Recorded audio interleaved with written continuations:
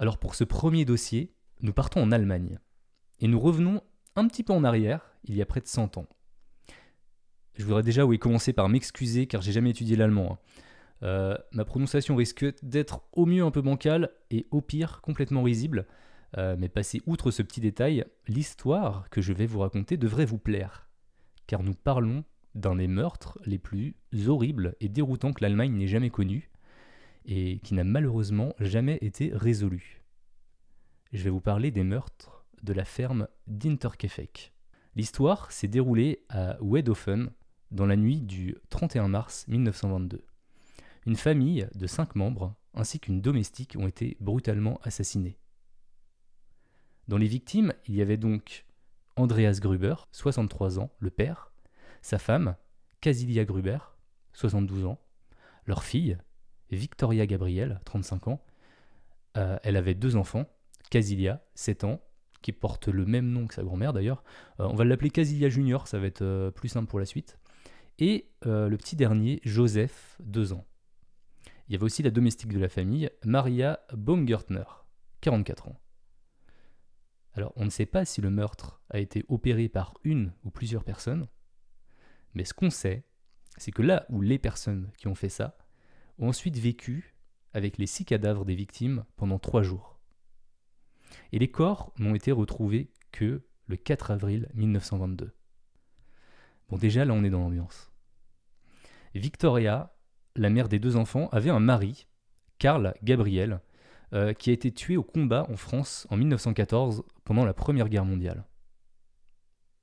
Maintenant que l'ambiance est posée, je vous propose qu'on entre dans le sujet en détaillant un peu plus le contexte des meurtres, les enquêtes, la liste des suspects et bien sûr toutes les théories autour de cette affaire. On va commencer par parler de certaines choses étranges qui ont commencé à se produire à la ferme un petit peu avant les meurtres. Déjà, 6 mois avant les faits, l'ancienne domestique de la famille a démissionné. Beaucoup de sources affirment qu'elle a démissionné parce qu'elle croyait que la maison était hantée. Elle entendait des bruits dans le grenier et des marmonnements. Andreas Gruber, le grand-père, enfin le père plutôt, a trouvé un journal de Munich sur la propriété au début du mois de mars. Comme Munich est à 70 km de la ferme, Andreas a interrogé ses voisins pour savoir si le facteur l'avait fait tomber et que le journal leur était destiné. Mais personne au village n'avait commandé ou souscrit au journal. Quelques jours avant les meurtres, Andreas a également découvert, dans la neige, des traces de pas fraîches depuis la forêt jusqu'à la grange. La grange d'ailleurs qui avait son verrou cassé. Encore plus étrange, il n'a trouvé aucune empreinte de pas sortant de la grange. Une clé de la maison avait également disparu. Plus tard, dans la nuit, la famille a entendu des pas dans le grenier, mais Andreas n'a trouvé personne lorsqu'il a fouillé la propriété. Bien qu'il ait parlé de ces événements à plusieurs personnes dans son entourage, il ne l'a jamais signalé à la police. Autre chose à savoir, alors là c'est un petit peu bizarre, enfin c'est un petit peu weird, Andreas avait une relation incestueuse avec sa fille Victoria. Leur relation était bien connue dans le village, avec des témoins dont l'ancienne domestique et d'autres voisins, et elle était également bien documentée auprès de la justice. Le 28 mai 1915, le couple a été reconnu coupable d'inceste entre 1907 et 1910. Victoria étant condamnée à 1 mois de prison et Andreas à 1 an de prison. Le 31 décembre 1919, ils ont de nouveau été reconnus coupables d'inceste dans la période du 13 au 25 septembre 1919, mais ils ont finalement été acquittés. Selon les rumeurs, le bébé Joseph serait le fils de Victoria et Andreas, car il est né en 1920. Et le mari de Victoria, je vous le rappelle, est décédé durant la Première Guerre mondiale.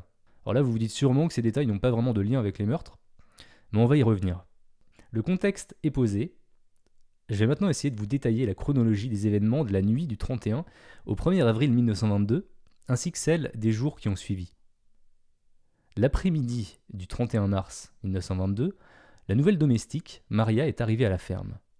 C'est sa sœur qui l'a déposée, et c'est d'ailleurs probablement elle qui a été la dernière personne à avoir vu les victimes vivantes, en excluant le tueur, bien sûr. Dans la soirée, Andreas, Casilia, Victoria et Casilia Junior ont toutes été attirés dans la grange. Tous étaient attirés dans la grange, un par un. et ont brutalement été assassinés. Les preuves ont montré que Casilia Junior était encore en vie plusieurs heures après l'agression. Elle s'était arraché des touffes de cheveux alors qu'elle était allongée dans la paille. Elle est la seule à ne pas avoir reçu de coups de pioche dans la tête. À la place, le tueur lui a tranché la gorge avec un couteau. Le tueur s'est ensuite installé dans la maison où il a tué Maria dans sa chambre, puis le bébé Joseph dans son lit. On a donc 2 armes de crime, la pioche et un couteau. Le tueur a ensuite vécu sur la propriété pendant au moins 3 jours après les meurtres, car le bétail avait été nourri et la nourriture de la cuisine avait été mangée dans les jours qui avaient suivi les meurtres. Les corps n'ont été découverts seulement que 4 jours plus tard. Un fermier, sur le chemin pour retourner chez lui, est passé devant Intercafé à 3 heures du matin, quelques heures seulement après les meurtres. Le fermier a vu 2 silhouettes inconnues à la lisière de la forêt. Quand ces personnes l'ont vu, elles se sont retournées pour cacher leur visage. Le lendemain, le 1er avril, 2 vendeurs à domicile sont arrivés sur la propriété dans l'espoir de vendre du café. Comme personne n'a répondu lorsqu'ils ont frappé à la porte et aux fenêtres, ils ont fait le tour de la maison, mais ils n'ont trouvé personne. La seule chose qu'ils ont remarquée, c'est que la porte de la grange était ouverte. Sans chercher à aller plus loin, ils ont quitté la propriété. Entre 15 et 17 heures, toujours le même jour, 2 chasseurs se sont arrêtés dans l'espoir d'acheter des marchandises à la ferme. Ils sont partis parce qu'il n'y avait pas de fumée sortant de la cheminée, pas de poulet dans le poulailler et personne ne répondait. À 23h30, le même soir, Michael Plockl est passé par Intercafé sur le chemin du retour. Il s'est arrêté et a remarqué de la lumière dans le four et de la fumée dans la cheminée, qu'il a décrite d'ailleurs plus tard comme ayant une odeur dégoûtante. Je ne sais pas ce qui pouvait bien brûler à l'intérieur. Vous avez peut-être des suppositions de votre côté, mais a priori on ne le saura jamais. En tout cas, quelques instants plus tard, un homme s'est présenté à Michael avec une lanterne à la main. Il a éclairé le visage de Michael, s'est retourné et est reparti dans la cour. À ce moment-là, Michael a eu tellement peur qu'il s'est enfui et n'a pu identifier l'homme à cause de la pénombre et de la lumière aveuglante. On passe au lendemain. Le 2 avril, la famille était absente à la messe du dimanche. Victoria faisait partie de la chorale de l'église, et lorsque 2 de ses amis sont allés à la ferme pour la chercher, pour y aller ensemble, elles n'ont trouvé personne. Le 3 avril, le facteur a également remarqué que personne n'était là, et il avait l'habitude de croiser Casilia Junior et le petit bébé Joseph. En plus de ça, l'école de Casilia Junior a noté qu'elle était absente les 3 et 4 avril. Le 4 avril, un réparateur est arrivé à la ferme pour réparer le moteur d'un hachoir à viande. Il a attendu 1 heure, ne voyant personne autour de lui et n'entendant que les animaux de la ferme et le chien à l'intérieur de la grange. Et j'ai aucune idée d'où était ce hachoir. A priori, il était ni dans la maison ni dans la grange, puisque le réparateur a finalement décidé de commencer la réparation et il n'a pas eu besoin de rentrer dans les bâtiments. À 15h30, le même jour, le voisin, Lorenz Schliedenbauer, retenez bien ce nom parce que je ne le redirai pas, on va l'appeler Lorenz, hein, il a décidé d'envoyer son fils, Johann, 16 ans, et son beau-fils, Joseph, 9 ans, donc un autre Joseph, hein, il porte le même nom que le petit Joseph de 2 ans qui a été assassiné. Donc il a décidé de les envoyer à la ferme pour voir s'il pouvait avoir des nouvelles de la famille. Ils sont revenus en déclarant qu'ils n'avaient vu personne.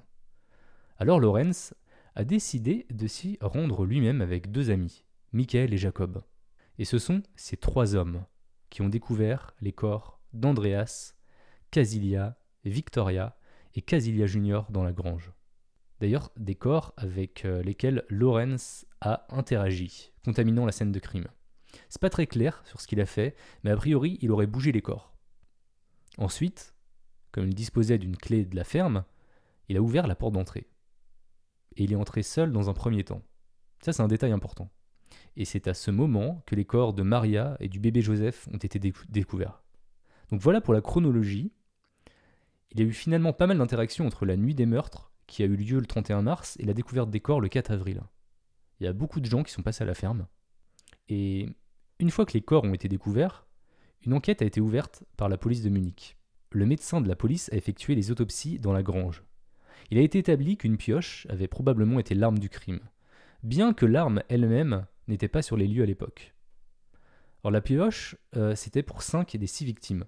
Je vous rappelle que Casilia Junior a eu la gorge tranchée avec un couteau. Je ne sais pas trop comment fonctionnaient les analyses médicales à l'époque, mais pour cette affaire, les têtes des victimes ont été coupées et envoyées à Munich pour être examinées davantage.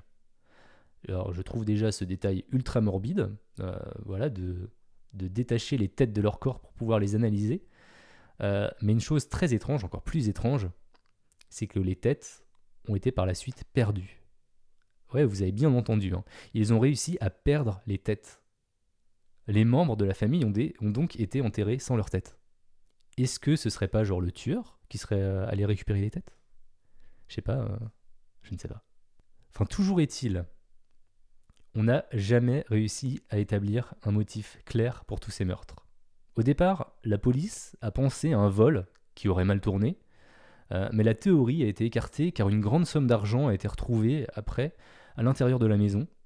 Et comme le ou les tueurs sont restés à la ferme pendant quelques jours pour manger et s'occuper des animaux, ça collait pas vraiment.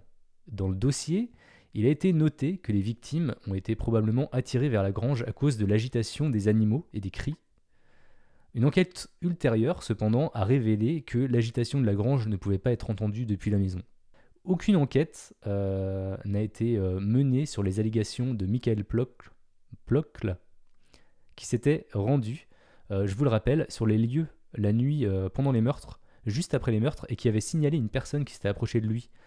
Le four allumé et l'odeur dégoûtante qui en sortait. On ne saura donc pas ce qui avait été cuit cette nuit-là dans le four, ni qui était l'homme à la lanterne. Sans motif clair concernant ces meurtres, la police a commencé à formuler une liste de suspects. Mais malgré des arrestations répétées, aucun meurtrier n'a jamais été trouvé et les dossiers ont été fermés en 1955. Cependant, le détective en chef, Konrad Müller, a tenu les derniers interrogatoires en 1986, juste avant de prendre sa retraite. Vous connaissez maintenant tout du meurtre d'Interkefek, qui a eu lieu il y a 100 ans en Allemagne. Mais avant de passer au dossier suivant, j'aimerais quand même vous lister quelques suspects et théories que j'ai pu trouver en fouillant un petit peu sur les internets. Premier suspect. Vous vous rappelez de Karl Gabriel, le mari décédé de Victoria, à la guerre, en 1914 ? Eh bien, il a quand même été l'un des suspects dans cette affaire. Bien qu'il ait été tué 8 ans avant les meurtres, en France, pendant la Première Guerre mondiale, son corps n'a jamais été récupéré pendant cette période. Cela a conduit à la spéculation qu'il n'était en fait jamais mort, qu'il était retourné à Interkefek et avait commis les meurtres. Ludwig Mexl, le chef de police de Schrokenboen, croyait aussi en cette théorie, pensant qu'il était possible que Karl soit retourné à Interkefek et se soit vengé pour l'inceste de sa femme. À la fin de la Seconde Guerre mondiale, certains prisonniers de guerre ont été libérés et ont affirmé avoir été renvoyés chez eux par un officier soviétique germanophone qui prétendait être le meurtrier d'Interkefek. Cependant, certains de ces hommes ont par la suite révisé leurs déclarations et donc ça diminue un peu la crédibilité. Beaucoup ont théorisé que ce soviète pourrait être Karl Gabriel, parce que ceux qui ont affirmé avoir vu Karl après sa soi-disant mort ont témoigné qu'il voulait aller en Russie. Karl Gabriel aurait également été vu à Interkefek en 1918, donc 4 ans après sa mort officielle. Un soldat a indiqué que Karl était en congé en 1918 et qu'il aurait rendu visite à la famille. Mais il est parti immédiatement après avoir vu que Victoria était enceinte. Le soldat affirme que Karl lui a dit qu'il allait tous les tuer. Des témoignages affirment également que Karl a été maltraité par Andreas et Casilia Senior. Alors c'est vrai que supposer qu'une personne décédée serait le tueur, c'est une théorie un petit peu divertissante, mais elle a quand même tenu en haleine les inspecteurs pendant plusieurs mois avant qu'elle ne soit vraiment décrédibilisée. Le 12 décembre 1923, soit 9 ans après sa mort et plus d'1 an après les meurtres, Karl a été exclu en tant que suspect après que sa mort ait été officiellement confirmée par le ministère public. Karl est enterré en France à Saint-Laurent de Blangy. Donc, a priori, c'est pas lui. On peut passer à autre chose. On passe au deuxième suspect. Et c'est Lorenz, rappelez-vous, le voisin creepy qui a envoyé ses fils à Intercafé le 4 avril pour checker si la famille allait bien. C'est aussi le même gars qui a touché au corps dans la grange. Il avait aussi la clé de la maison, et aussi il est rentré seul dans cette maison. Lawrence, ça a été longtemps le suspect principal, et il reste à ce jour l'un des mieux placés pour être le coupable. Pourquoi ça ? Eh bien, Lawrence a été soupçonné dès le début de l'enquête en raison de ses nombreuses actions suspectes après la découverte des corps. Comme je l'ai dit précédemment, Lawrence avait une clé de la porte d'entrée de la maison, qu'il a utilisée immédiatement après avoir découvert les 4 corps dans la grange. Lawrence est alors entré seul dans la maison, même si ses amis Michael et Jacob, ils étaient pourtant avec lui à l'époque. Quand ils lui ont demandé pourquoi il voulait entrer alors que le meurtrier aurait toujours pu bien être dans la maison, il a répondu qu'il voulait aller chercher son fils Joseph. Alors cette réponse était vraiment bizarre, car effectivement, il a un beau-fils qui s'appelle Joseph, et il lui a demandé d'aller vérifier la maison tout à l'heure, mais il était bien revenu avec son frère pour lui dire qu'il n'avait trouvé personne là-bas. Alors pourquoi est-ce qu'il chercherait son fils Joseph à ce moment-là ? C'est là que ça devient intéressant. Il s'avère que Lawrence avait commencé une relation avec Victoria peu de temps après la mort de sa première femme en 1918. Et donc, il était potentiellement le père de Joseph, qui était né en septembre 1919. Victoria avait d'ailleurs déclaré Lawrence comme le père de Joseph le lendemain de sa naissance. Lawrence n'a cependant pas reconnu l'enfant, car il croyait qu'Andreas était le père, parce que Victoria lui avait parlé de leur relation incestueuse. 2 jours plus tard, le 10 septembre 1919, Lawrence a quand même signalé l'inceste à la police et Andreas a été placé en garde à vue le 13 septembre 1919. Victoria a ensuite supplié Lawrence de démentir sa déclaration, ce qu'il a finalement fait le 25 septembre 1919. Et Andreas a été libéré peu de temps après. Lawrence a alors reconnu Joseph comme son fils en 1920. Donc, ces informations peuvent expliquer la déclaration de Lawrence à ses amis, et aussi pourquoi il avait une clé de la maison. Victoria aurait très bien pu lui en donner une. Après, c'est une supposition. On pourrait aussi supposer que la clé qui a disparu quelques jours avant les meurtres, c'était celle-ci. Mais c'est pas tout. C'est pas tout. On n'en a pas encore terminé avec Lawrence. Lawrence avait déjà violemment affronté Andreas au sujet de ses intentions d'épouser Victoria. C'est en tout cas une déclaration soutenue par Sophie Fuchs, une amie d'école de Casilia Junior, qui a déclaré que Casilia Junior, du coup, lui avait dit que sa mère, Victoria, avait fui la ferme après une violente dispute. D'autres spéculations, selon lesquelles Lawrence serait le tueur, découlaient de la possibilité que Victoria demandait un soutien financier pour le bébé Joseph. Car en 1921, Lawrence avait épousé une autre femme et n'était plus directement impliqué avec Victoria. Michael et Jacob, donc ces 2 amis, ont également déclaré dans leur déclaration que Lawrence semblait imperturbable lorsqu'il a découvert le cadavre horriblement matraqué d'Andreas. Il convient également de noter que Victoria était l'unique propriétaire de la ferme. Casilia et Andreas lui ont cédé la propriété le 11 mars 1914. Et une théorie demeure que si Lawrence était le père du bébé Joseph, alors il serait le seul parent survivant et du coup il hériterait de la ferme. Ce qui pourrait expliquer pourquoi les animaux de la ferme ont été nourris dans les jours qui ont suivi les meurtres. Les soupçons sont restés sur Lawrence pendant de nombreuses années après les meurtres, principalement en raison de son comportement ou ses commentaires étranges, et qui indiquaient d'ailleurs qu'il avait des connaissances sur certains détails que seul le tueur pouvait connaître. Par exemple, des dossiers montrent qu'un enseignant local a repéré Lawrence sur le site de la ferme quelques années plus tard, en 1925. La ferme était d'ailleurs démolie à ce moment-là. Lorsque l'enseignant a demandé pourquoi il était là, Lawrence a déclaré que la tentative de l'agresseur d'enterrer les restes de la famille dans la grange avait été entravée parce que le sol était gelé. Cette déclaration a été considérée comme une preuve que Lawrence avait une connaissance intime des conditions du terrain au moment des meurtres. Cependant, il faut quand même avouer que Lawrence était un voisin, donc qui connaissait bien le coin et la nature locale. Il a donc peut-être fait une supposition éclairée sur l'état du terrain. Alors, il y a tellement de théories et de motifs potentiels suggérant pourquoi Lorenz pourrait être le tueur. L'inceste, sa haine envers Andreas, l'enfant Joseph, dont il était possiblement le père, les retombées avec Victoria, l'héritage de la ferme, les commentaires bizarres et ses comportements étranges. Ça en fait un très bon suspect. Il y a encore d'autres suspects sur lesquels j'aimerais me pencher. Notamment les frères Schreier, Karl et Andreas. Alors, c'est pas Karl, l'ancien mari, ni Andreas, le père qui a été assassiné. Ce sont encore deux autres personnes. Je suis désolé, mais les Allemands, ils n'avaient pas trop, a priori, d'idées pour les noms à l'époque. Et là, on est sur deux frères qui s'appellent Karl et Andreas. Donc, en 1971, on est déjà près de 50 ans après les faits. Une femme nommée Thérèse T. Mais j'ai pas son nom de famille. Elle a déclaré qu'à l'âge de 12 ans, sa mère avait reçu la visite de la mère des deux meurtriers de la ferme Intercafé.